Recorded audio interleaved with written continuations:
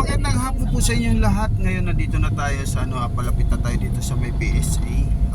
May pinuntahan tayo. So ngayon habang kami nagbibiyahe, mayroon kami mga nasakyan na taxi na kumbaga ito naman taga-Payatas siya.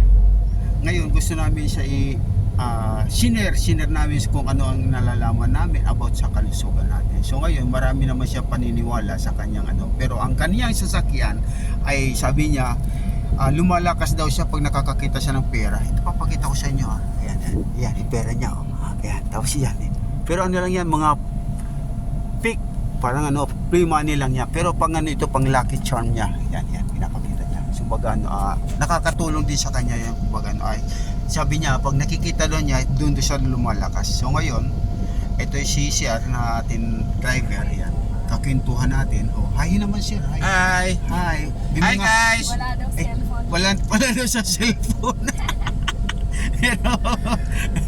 Ayan, pero naman, hindi natin siyang kumbaga hindi natin siyang obligahin na ibigay ang kanyang importante ng mga mission kung pero ang pinakamalaking bagay dahil nakikituhan natin si Sir.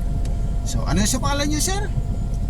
Carlito Blanca. Yan, si Sir Carlito Blanca. Big Summer huwag kalimutan.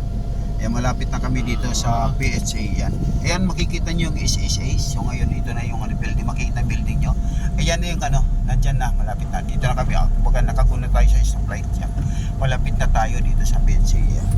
So ito, in-update ko lang kayo mga kasangkay. Sa hapon na ito, nandito tayo ngayon sa PHA. Maraming salamat po. Sana nagustuhan nyo itong aking update para sa inyo. Bye.